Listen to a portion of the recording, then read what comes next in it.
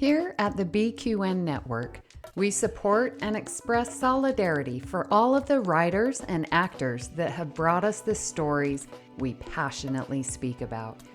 We continue to show love to all that are fighting the good fight for the WGA, SAG-AFTRA, and any upcoming strikes. We stand with you. You're listening to BQN. Assimilate the audio.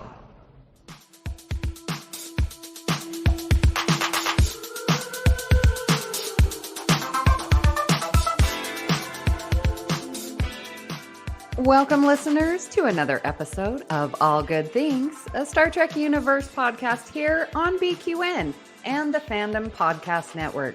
I'm your host, Amy, and with me today are Kelvin, and we have with us former co-host of Galaxy Class and our good friend, Joe Keegan. Hello, Kelvin. How's it going? Yeah, really well, really well. What a lovely Sunday to be with you and Joe as we come up to my kind of anniversary of starting podcasting as well. It's nice to be with the two people who got me started. So it's so lovely. It's lovely to see you, Joe. I see her all the time.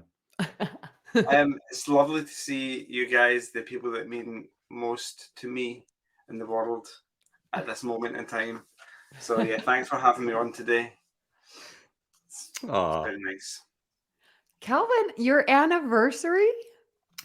Yes. So I did a couple of guest appearances on Galaxy Class with you guys. And then I did my rather infamous early visit on Trexperts quiz on, I think, what was the second or third episode.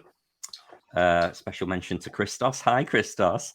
And yeah, and then that was when you got me involved in All Good Things. So it's, I think, November. It was just before Christmas last year that I started. It's gone quickly. Yes. Oh my gosh. Wow. We are glad to have you. Well, we were saying how we used to co-host Galaxy Class. Yes, and that's no longer a thing. We didn't even do an exit show, Joe. We should. Should we? Yeah. No one's even going to care. They have stopped. They've unfollowed the show. No, they haven't. They'll pop up in people's podcast streams and they'll listen to us say goodbye. People need closure in life. Okay. Yeah, I think we should. Okay. Let's make that happen. Okay. You can edit. I will edit. Okay, Amy and Kelvin. Amy, this is really for you. Can I tell you what I bought today? Yes. Amy, this will excite you. Oh, knives! Oh, Joe, you are going to love them. Yeah, I got some paring knives because I remember back in, when was it, July, Amy, when you visited, and there was no paring knives for cutting up the fruit, so I went and I found some in a shop. So I'm looking forward to cutting up a peach later. Why do you need 4 of them? Well, they're different length of blades and type of blades. Yeah. So there. Obviously. Obviously. So now if one's in the dishwasher as well, you've always got another one that you can use. Yeah. For emergency fruits cutting purposes. Yes. And Joe, you had to show me that because now I see the one paring knife that I don't have, and now I must have it. Oh, okay. Which one? It's the shortest one with the wider blade. The shortest one. Yep. That one? I don't have that one. Okay. I have the other ones you have. This is mine. You can't have it. Oh, we shall see what happens. Oh. Joe, I'm getting very distressed with you waving all these blades across the screen. It's like some kind of police amnesty video. Oh, yeah, can I hand them in and I won't get prosecuted? Cool. This is the bridge. All hands to emergency escape pods. Escape pod. In this segment, we discuss the newest release of Star Trek. And this week we have Lower Decks Season 4, Episode 6, Hearth Ferengi's Heart Place. Now, that title threw me for a loop. So I, of course, memory alpha it. And it says that the title is from a British comedy horror miniseries, Garth Marenghi's Dark Place. Now, my friends in the UK, this comedy horror miniseries? I'm feeling Never. a lot of pressure here that I'm supposed to know what this is. So I'm really grateful that you did the research, but also feel quite exposed and negligent here that I have no idea what Garth Marenghi's Dark Place is or what its connection is to Star Trek, I despite know. Marenghi sounds like Ferengi. Right. Yeah. It's from 2004. It's a Channel 4 series created by Richard, how do you say his name? Ayoade and Matthew Holness. Oh, right. Apparently, the characters originated in a stage show called Garth Marenghi's Fright Night. If it rings any bells, but literally, I recognise some of the Matt Berry, Richard Ayoade, Alice Lowe, Matthew Holt. I recognise the actors, but couldn't tell you anything about it or Well, I why wasn't it's Star Trek expecting related. you. I wasn't expecting you to know every mini series, but I thought, oh my gosh, how funny would that be if you did? Not a Scooby. All right. Well, what did you think of this week's episode? Kelvin, you love a good Deep Space Nine. I do. The more I think about it, the more obvious it is that a Ferengi episode is very suitable for Lower Decks. Because I'm quite infamous for saying the Ferengi episodes of DS9 were never my favorite because they're all just a bit silly. But that's perfect for Lower Decks because Lower Decks is silly Star Trek and Deep Space Nine is serious Star Trek. So the fact they've never been to Ferenginar and we've not seen this massive capitalist country and, well, planet that they've got, it's almost a bit of a crime that they've left it so long. So I loved it. I loved all of the advertising references. I loved the little joke about the Paramount Plus logo in the background, popping up in the middle of the episode. It was a good lot of fun. I think it might have been my least favourite episode so far. Wow. Of the series or of the season? I don't know. Maybe both. Okay, why? I think I'm a bit like you in the Ferengi episodes in Deep Space Nine. Just were a bit throwaway, a bit silly. And I agree that the Lower Decks is a place for a Ferengi episode. But I did find myself pick up my phone to play a game while the episode was on. Oh, that's a sign.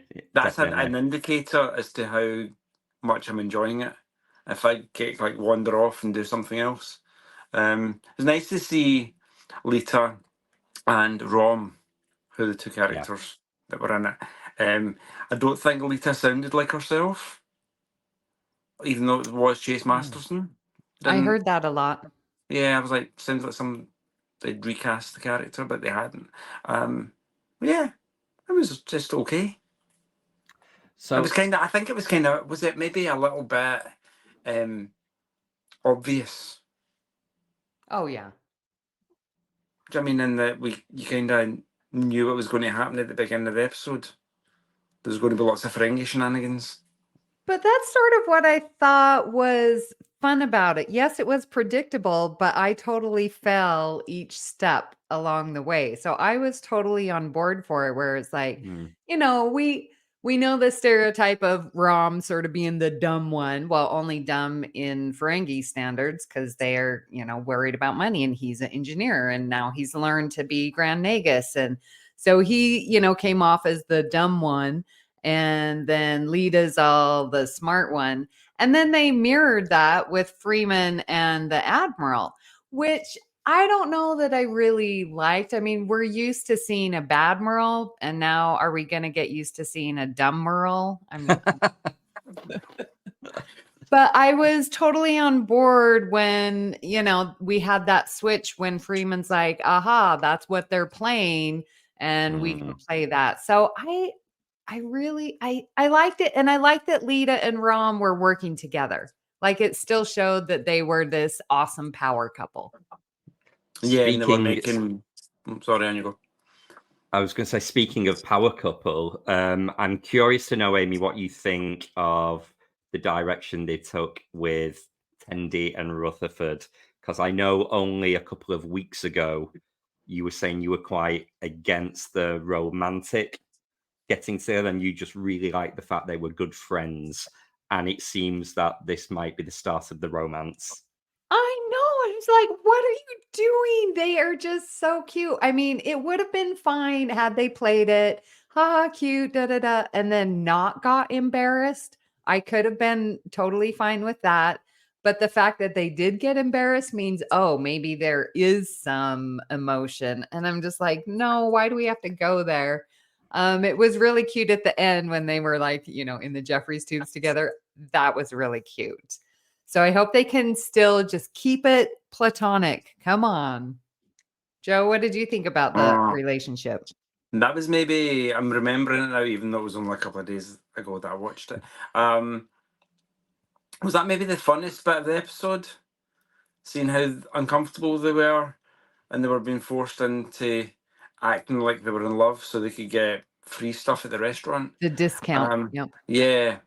What was it? The married couples discount or something? Yes. Yeah, I don't mind if they get together because they're really good friends, and if they do, then it'll be like a natural progression in the relationship. So, but the bit in the Jeffries tube at the end was like so overtly sexual, but platonic at the same time. Yeah. But it was just natural for them. They were just comfortable in each other's presence, Mm-hmm. and I was okay with that.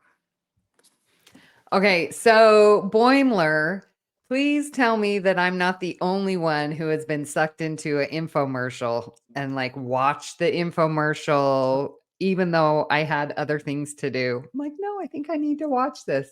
Or Okay, the so- soap operas. That was the cutest thing for Boimler to do. Joe? We don't really get infomercials like you guys.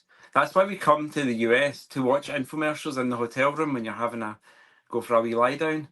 You just put on like a 3-hour long infomercial for one product. Yes. Our ads last like maybe 30 seconds max. There are a couple of exceptions, like if things are on in the middle of the night and the time slots to advertise your product is much cheaper. That's when you get the more infomercial style. They're still not anything like yours, but I have like a repeat recording of something that's on at like 2 a.m. and I watch it the next day after work. Yeah, that's and so the joke. but the advertisement section of the recording records, and sometimes I forget to fast forward when I'm rewatching the day after, and that's always for a mattress with a really orthopedic topping on it, and it's like an infomercial. It goes on for about like the whole duration of the commercial break in the show, and I find myself watching it. It's so yeah. So I have been sucked in by this. I get offended, especially in school when you put on a YouTube video for the kids to watch about something and there's an advert in the middle for Grammarly usually. Mm-hmm. Really, I purposefully look away. I will not be advertised to. So mute, look away, don't interact, don't be marketed to. So it doesn't get you. Yeah. Yep, not doing it. Hate adverts. Unless it's for something I might want, obviously, then I'll be like, oh, Yeah. I want that. But you don't know if you want it until you watch it. I know. Hence you get sucked into. On YouTube at the moment, all of my targeted adverts appear to be for StreamYard. Oh. So the algorithm has definitely got me. Yes, it's cross-talking. Well, let's get to today's discussion. We are going back to Get Off My Ship series. This will be part 4, where we are going to discuss Strange New World, the Serene Squall. So, while on a dangerous humanitarian mission, the crew of the USS Enterprise stumbles into a harrowing game of leverage with the quadrant's deadliest space pirate. All right. So, deadliest space pirate? I don't know. That might be a little hyperbole there in the description. But what did you think of this episode, Kelvin? I think the singular rather than plural there gives us pause for thought, because the singular is obviously the main character, Captain Angel, but the pirates themselves would be the crew of the Serene Squall, and they were talked up at the beginning of the episode of being, terrifying and up to all sorts. So that description makes sense if you think of it as the reputational plural of the episode. But I wouldn't call Captain Angel the deadliest space pirate. I mean, she's quite timid, really. All she wants is to use Spock to get Cyborg out of jail. She's not that bad. She didn't kill anyone. No, she's not Harry Mudd from Discovery. He had a million time loops and killed most of the crew. Yeah. I mean, the setup of Captain Angel, it kind of gives me Seska vibes of that. You've got that relationship of someone pretending to be someone they're not. They have the relationships with the crew, and then there's this big reveal that they're somebody else, and they're now the villain, and almost teed up to be a recurring character, even though we didn't get her back in season 2. So, and I loved Seska, so I immediately was here for it. But I just think I think I would put T'Pring as the best guest star in season 1, or the actress who plays her.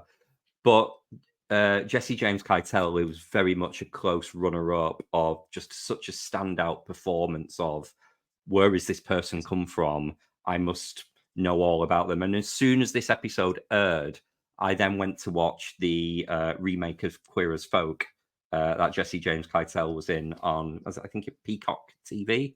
And that was great as well. So, yeah, a relatively new actor out there on the scene. And this was one of their big breaks.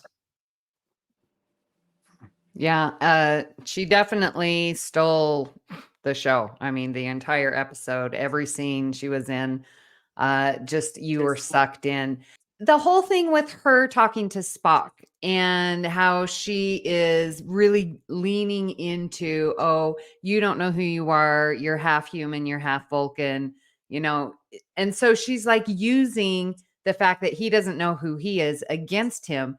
And she's also using that he does listen to emotion, because she at the end was like, oh, I've been playing your tune this whole time. I told you about my sob story of these poor colonists that we survived, or that we saved, and my poor husband who's dead. And I've been manipulating you this whole time. So you have been letting emotion guide your choices. And I wanted to ask, is that always going to be the case? I mean, can it also be logical to help the colonists? To me, that was kind of, it's trust and emotion. On what basis do you distrust someone?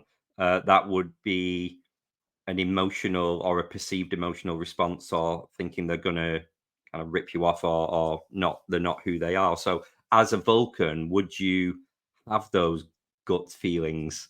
So really is what she's saying, that Vulcans are very easy to manipulate because they do just trust and take things on face value. Yeah, but I guess my question is, had her husband not died, would Spock have made the same choice? Because that would be logical. So I guess I'm asking, is she correct? Did she manipulate? Did she use his emotions to guide his choices? Joe, what do you think? I'm not really sure. Disclaimer, listeners, that Amy asked me to come on this episode like half an hour ago. So the last time I saw Serene Squall was when it was originally on, which I don't know when that was. It feels like quite a while ago. See, if you're a good person, are you going to be easily manipulable. Right. And we know Starfleet is the idea of good. So is that why we can always have a pirate situation? Can we always be sucked in? Yeah. And is that predictable? Is it maybe a question about the lack of starship security, not doing their due diligence and checking who's on the ship? Obviously, she was on the ship under the guise of a counselor, wasn't she, Dr. Yeah. Aspen? Yeah.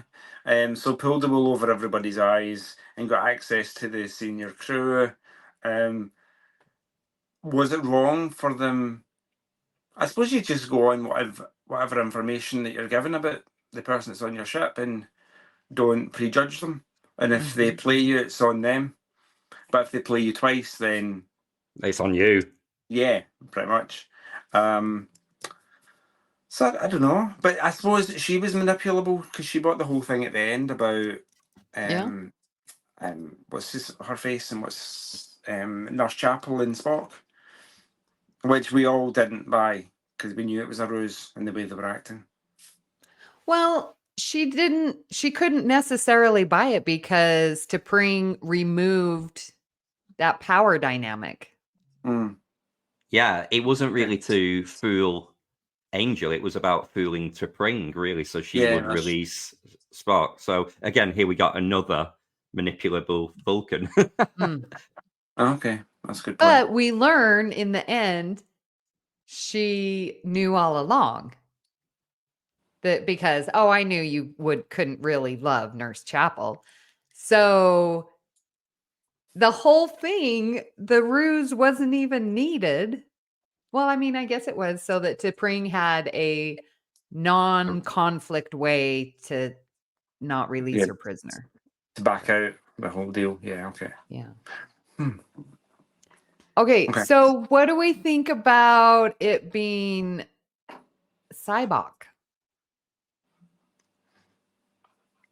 I like the idea of it, and I think I can reserve judgment until we get the follow-up episode, hopefully in season 3, and see what that interaction is like. But that was where I got all of the conversations with Angel and Spock about emotion and identity. Clearly, that has come from a place of her conversations with Sybok.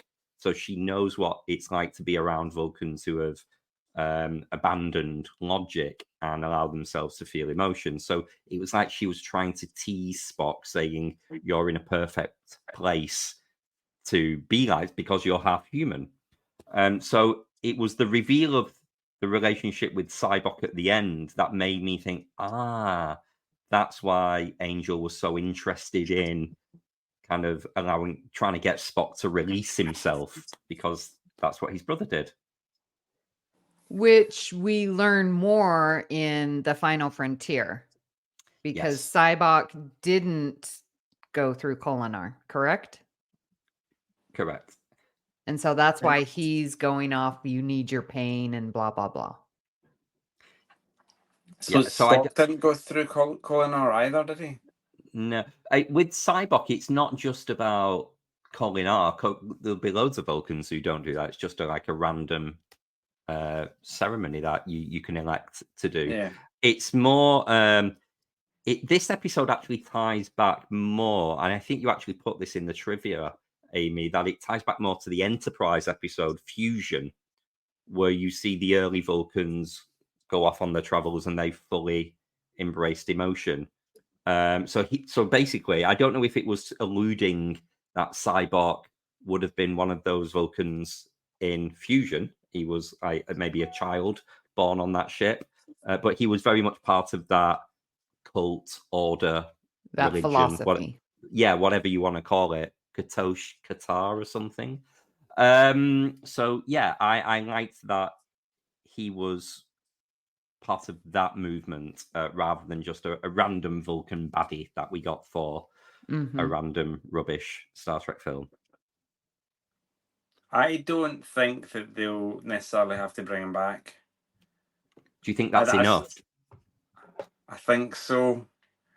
I suppose It was a little bit. I see why they did it, but maybe it was a little bit of fan service and a little Easter egg. Oh, look at this guy that you all know about, Spock's brother, that he has never been mentioned before. So can they just leave it there? And if they do go back and they bring him back in season 3, then how do they do it so we don't all eye roll? Right. Yeah, it's like I can see an opportunity there, but I'm okay if it does just end there because the mention of it really does, spark that into the Enterprise and then the Final Frontier. Yeah. And the longer they leave it, the more they're going to erode canon of Cyborg being a surprise person to everyone when he arrives on the Enterprise in Star Trek V. You know, if Uhura's already seen him and Scotty would have already seen him, and you know, so he almost. I think if there's an interaction, if he does come back in season 3, I think it won't be a arrive on the ship with all of the crew episode. It might be a Spock centric episode, and, you know, like an away mission type thing to kind of protect canon. Certainly hope Paul Wesley won't be walking into the room at the same time because that will completely ruin it. Yes. But so yeah, the longer they leave it and the more they get the legacy cast, legacy characters back, it's just going to become more hard and hard to do. Yeah, that's a good point. Yeah. Can we talk about Captain Angel's wardrobe? Did you notice that they had a different outfit on in every scene that they were in? So there was the initial dress for dinner, and then there was the after she'd been training in her quarters, like the sports gear, and then the famous Ria Papa Giorgio black singlet number that she wore for the rest of the episode. And I just thought in an episode where the Starfleet uniforms in Strange New World are so amazing anyway, and the costuming is so fantastic overall, to really showcase this character as being such a snazzy dresser. It didn't take me out of the episode on my first viewing, but it was something I really appreciated, thinking, oh my God, she looks amazing in every scene. And it really helped the character emote, right? The body movement that Jesse James Keitel gives, just, you know, sometimes the clothes were the actor rather than the actor wearing the clothes. She really owned it. So yeah, I just wanted to give a special nod to wardrobe and costuming for a character well put together. You are so spot on with that because the clothing, I mean, well done to, who's our costume? It's not Gersha Phillips, that's Discovery. Anyway, don't mention Gersha in front of Joe. So sorry. But if you look at her costuming, like at the beginning, she's, you know, oh, woe is me, I'm trying to help these people. It's baggier, it's more relatable. And then the progression where it's getting tighter and tighter and more seductive as she gets more evil and evil. So that progression totally follows her character arc. Let me ask you guys, if you lived in the future on a starship, how many costume changes would you have in a day? If you could just replicate at will. So for me personally, Joe, this question doesn't make any sense because I don't do any aspects of laundry. So if the advantage of being able to have 25 outfit changes a day because you don't have to buy clothes and you don't have to wash them afterwards is the motivator for having a better appearance, then I rarely buy clothes or wash them now anyway. So I just drop them on the floor and James deals with them. Yeah, let me ask, how many costume changes do you do at STLV? As few as possible. It's a long walk up to that room. I know. In Joe's you only heels. go up to the room for drinks. 2 or 3 times, Joe. Minimum of 2. Okay, so we would typically dress for breakfast, wear normal clothes for breakfast. Then Ewan would make me go and get changed into some kind of cosplay. Yeah. And then have that on all day, and then we'd get changed for dinner. Yeah, So but 3 episodes a sometimes day. not all day. If it was an uncomfortable cosplay, then you would go up, get into your t-shirt and tank top, or shorts and tank top, Short and shorts then tank we top. would go to dinner. So Yes. Yeah. But that, do you know what I don't like getting? Oh, it's just a bit of a faff. What, getting changed? Would you not Yeah. want to? I don't think I would. Where's that? I would. I'd just walk around in like joggies and a t-shirt probably if I was on a ship. It's climate controlled, so you're never going to be cold. I've my Starfleet short shorts and my Starfleet tank top on all day, every day. So you basically dress like Mariner. You'd have like the white sweatband and the black vest. Yeah. Yeah. Well, that's me. Yeah. Keep it easy. Oh, I thought you were going for the opposite of saying, like, in a world where, in an environment where you can have as many looks as possible because there's no concept of the toil or the money, then you'd be very flamboyant. But actually, you're saying the opposite. You're saying, I think I might be a bit just- lazy.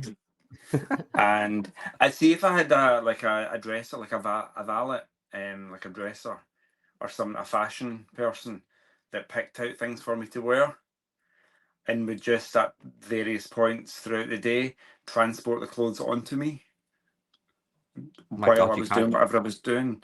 You can't even be bothered to put them on. Wow. No, I know. Just keep me snacky. I don't have a strong internal sense of fashion. So fashion's kind of lost on me. So I need somebody to do it for me, is my point. Ewan could totally program the transporter, or like when you go to the holodeck and they're like, holodeck, program me mid 20th century clothing, and then you walk in and you've just automatically changed. Like you have that in your bedroom, so Ewan can just program and you step in and it dresses for you. Amy, you've just reminded me of one of my most ick moments in First Contact, when they're about to beam down and Picard asks the turbo lift for clothes, and they walk into the turbo lift and he says, "Computer, mid 21st century civilian clothing." And I just shout at the TV each time, "Why are you asking the turbo lift that?" Oh my gosh, I've never even thought of that. Thanks for ruining that for me. But do you know what? It's a super advanced AI. It knows it's not the turbo lift he's asking, it's the ship's computer. To have the clothes ready when they arrive there. And did they get beamed down up with the clothes on? Or did they get changed before they go? I can't remember. Changed before they go. Did they get changed? See, just a farce. Well, let's talk about Captain Pike down on the ship, the actual Serene Squall, and how him and Una dupe the crew there with Pike's fabulous cooking. How did we think about this B plot? I wanted to discuss this because we like a theme or a trope, as Christos often calls them, and the idea of the manipulating the baddie just because they're a bit stupid. It's just been done so many times before. Not necessarily Alpha Braga 4 create a mutiny, but if you think of, Rascals with the stupid Ferengi, Damon Lorraine, if you think of the Alpha Jem'Hadar in One Little Ship, they're all manipulated by the crew seeming to go along with them and then actually taking the command away from them. We covered Enterprise acquisition only a few months ago on this, and that is pretty much the exact storyline. So I wouldn't go as far to say it's a bit tropey, but there was no real stakes to it. I didn't believe for a moment that Pike and the crew were actually in any danger because it was being played for comedy. And especially when you got Una and the rest of the guys in the jail cell, it was very much a silly romp. And I still enjoyed it, but if you think of the peril on the Enterprise and that amazing scene on the bridge with all the weapons and Spock throwing the guy across the bridge and being shot in the back as you dive into the turbo lift, the bit on the Serene Squall just didn't have any of that action. It was just a silly Irish Orion guy who's bad at cooking. Mm. Yeah, I didn't mind it. I suppose that was just an excuse to get them off the ship so the story could be about Angel and T'Pring and Spock and Chapel. But yeah, was it a trope though? See if your leader's not on your ship, yeah. So it's just your crew and you have to make decisions for yourself. Plus you're a bunch of people that have got involved in piracy. So you're probably not the smartest bunch in the first place.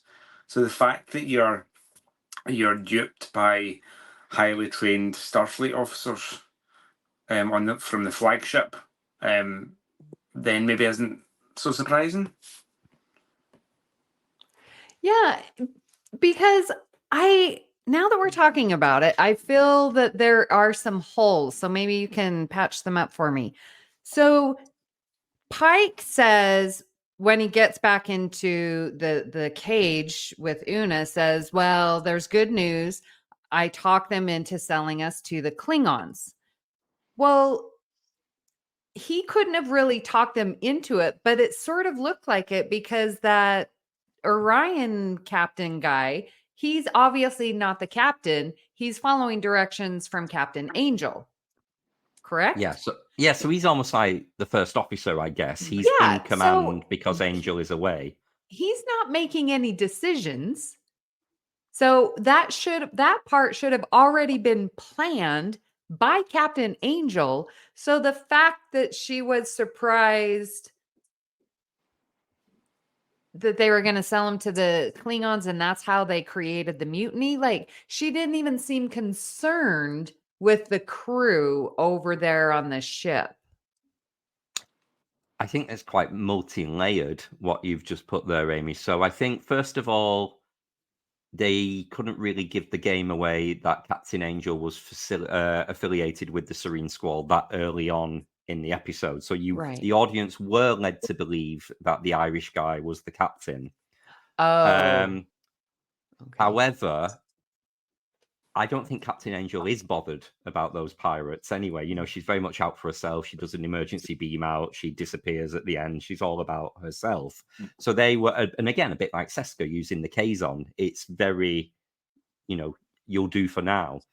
But then going back to Joe's point about the pirates probably being a little bit thick anyway, it's quite believable that the person who's been left in command in the captain's absence would kind of get this captain leadership complex about them anyway, thinking I'm in charge now and I can make the decisions. So, and there was the dialogue of the other pirate where she said, he's not the captain, he's not in charge. Yeah. But it wasn't done in a way to suggest actually Captain Angel is. It was more, he's just the bossy one. Right. Okay. This is totally making sense. And sort of, and because we just spoke about Gambit, sort of getting the crew mutiny over. So it's very cool. Can I ask, why is it, I really like the name of the ship, the Serene Squall, because those words are almost opposites of each other. Yeah. Like serene being all tranquil and calm, and squall being like a storm. Yeah. So no, I was interested in how they come up with the name of the Serene Squall. Yeah. I wonder if it's maybe, I don't know, from a book or something. These things usually have basis in literature, don't they? That come around. It might be a job for Google. Yeah. Well, let's move to our assimilations and regenerations. I have an assimilation going to our Kelvin movies because I like them so much. But like when they were getting lured in, just totally reminded me of Beyond when Kirk was going in to save Alara, I think is her name. And he was duped and they got captured. It just... that same luring of, oh, save us. And I'm only doing it because I'm the captain of my crew. I was happy for that connection. Is that Starfleet's biggest weakness? It's very Kobayashi Maru all over, isn't it? Anytime you respond to a distress call, you find yourself in a trap. So do you not respond? You know what? Sometimes I have to have a serious word with myself that if I did have this dream job of being in Starfleet, how wholesome of a officer would I actually be? I don't think I would blindly throw myself and my crew into the danger that Starfleet do to save the day, to be the intergalactic do-gooders that they are. I'd like to think that maybe I would be a bit braver in that kind of culture where that's the norm and that's the expectation. But yeah, part of me just thinks, come on, stop walking into traps, people. Send a few probes first. Yeah, I know I wouldn't be very brave at all. I wouldn't. I like the idea of being in Starfleet, but I don't think it's for me. It's too dangerous. Avoid danger at all costs. Yeah, I've really thought about this question multiple times because I want to be a person that does good. I want to go in and save and go and answer a distress call. Seeing people pulled over on the side of the roads, especially like on, long distance trips, it breaks my heart. I want to pull over, but the fear of being taken advantage of, hurt, harmed, scares me so much, in part because I have been attacked when trying to help. But I'm just one person. As in Starfleet, you have been trained. Like, I don't have training to protect myself. I'm not armed. Like, you're going in with a ship. So I think maybe that's where the difference is, where you can go into a distress because you are prepared better than just a single person going in. So I think we will continue to answer distress calls. Yeah. And that leads me into an assimilation that I have. And it's one of the reasons I love Captain Pike so much, that he is such an inspirational leader because of his values. So the phrase or the dialogue where he says, "I'm not waiting to be told it's okay to keep people off the auction block," when they're saying about slavery, and it will take 2 days for a message to get to Starfleet, and he's like, "Well, I'm not waiting." That is amazing, and it's just, yeah, I love Captain Pike for being the Boy Scout and breaking the Yes. rules for the greater good. That's what I would aspire to. I think I'm a long way from there. Very, me too. Very far away. Yeah, no, he's got a really strong sense of what's right and what's wrong, and he doesn't need to be told by Starfleet or an admiral somewhere light years away. And he just knows what the right thing to do is, so he does it. I think that's what we'd all look for in a strong captain. Yeah. He also has a strong jawline, which totally was brought out in this episode, which is totally laughing at Star Trek. But then the Lower Decks referenced this. Made me laugh and chuckle. So Lower Decks is referencing the newest of episodes, not only the old ones. So, Amy, there was a couple of T'Pring related assimilations what got added to the list. I know you're such a T'Pring fan. Did any of these resonate with you? This is really one of the reasons why I love T'Pring so much. She is so thoughtful. She is logically thinking, how can I connect better with Spock? Well, he's human. Let's explore this human sexuality. Completely logical, so thoughtful. I just fell in love with her, and she's just so, I love her. Love it. It's such a great comedy scene when Spock nearly spits his wine out, and he just basically just says, "What?" Yeah. Well, and then even when he's talking to Chapel and she's like, "Oh, your girlfriend's moving too fast. That's a bad thing." Come on now, Spock. Just it played for comedy as well too. All right. One regeneration that I have. So when they, hear the distress call from the counselor. What's her?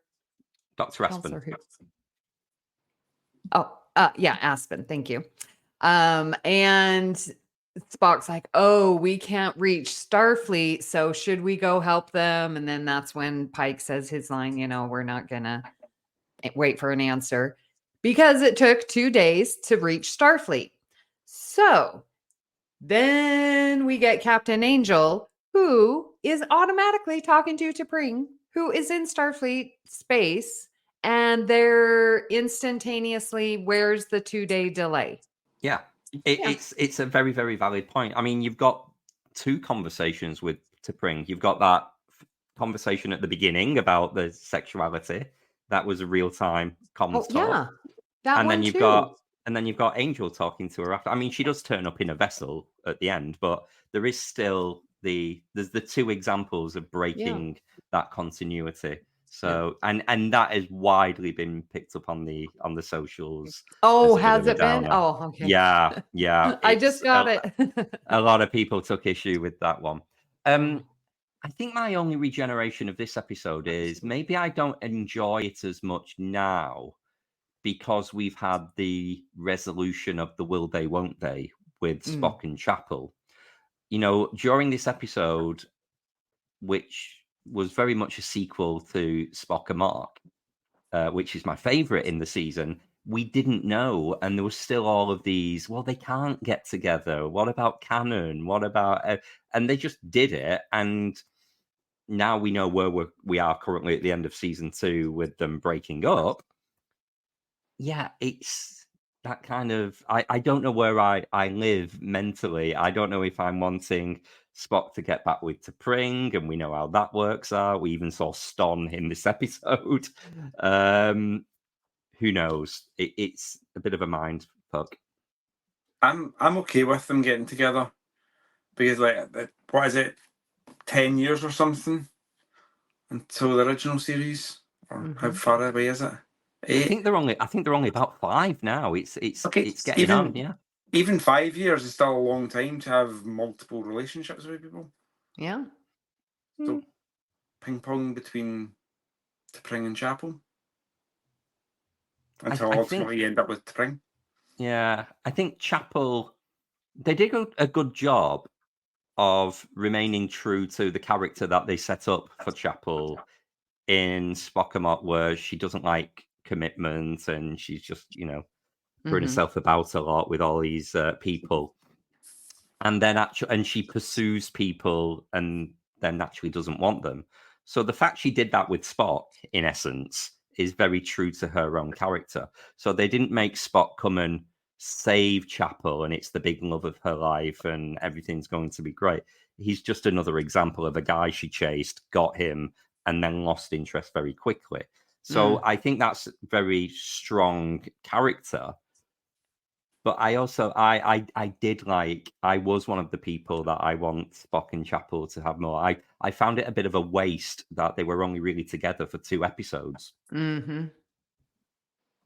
Yeah, I can see that. Yeah. Yeah, so a bit of a regeneration on a rewatch that it's a lot of a lead up to a damp squib.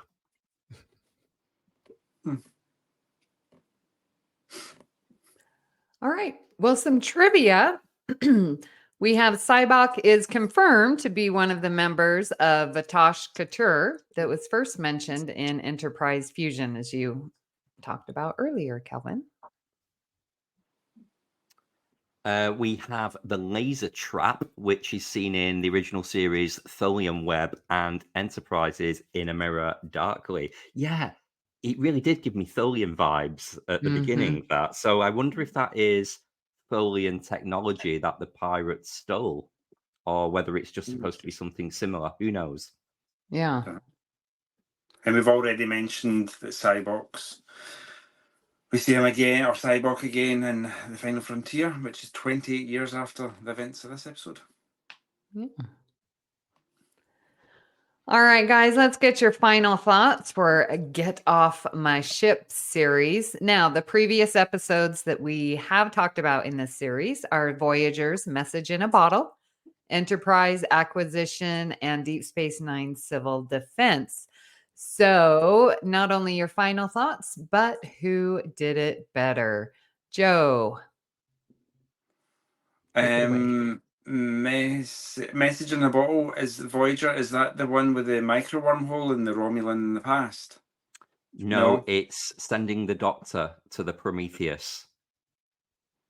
Oh, I love that episode. Okay, and I like civil defense, and I've no idea what acquisition is. I'm assuming it's a Ferengi episode. Yeah, that's the Ferengi one, and Ferengi on the Enterprise, and they're trying to steal. Connor Trinneer running around in his underwear. Yeah, I don't care about that. Yeah, not that one. I love the Prometheus. I'm going to say, it's joint. Oh, I don't know. I have to watch Serene Squall again because you guys have brought up a lot of details that I haven't seen in a while. But I tie it down to, Message in a Bottle. I think it's my favourite out of that list of 4.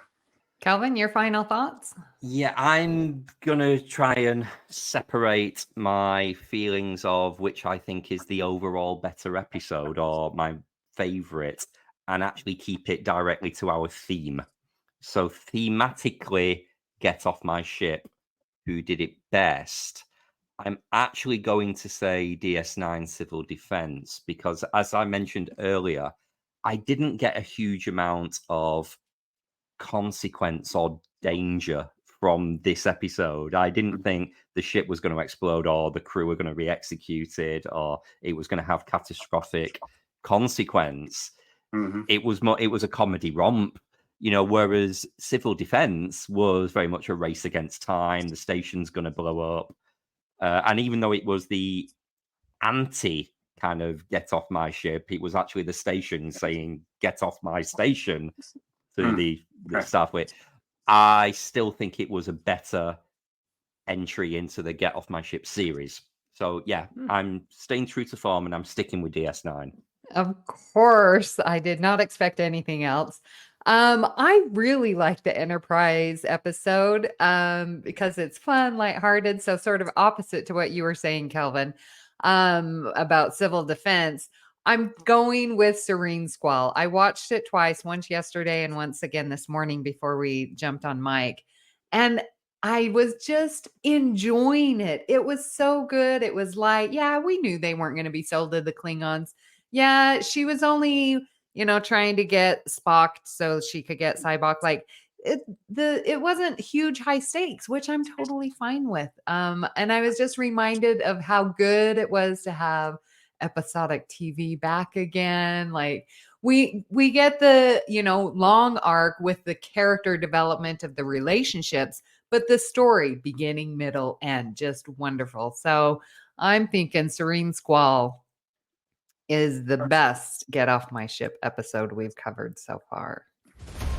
No wonder then. What shows are on BQN, you ask? Well, here's a rundown of some podcasts you might be interested in. All Good Things, a Star Trek Universe podcast covering all of Trek, hosted by Amy, Mark, Christos, and Kelvin. Bargain Bin Gamer, a YouTube show hosted by Davey, a self-proclaimed gamer who specializes in reviewing and showcasing affordable video games.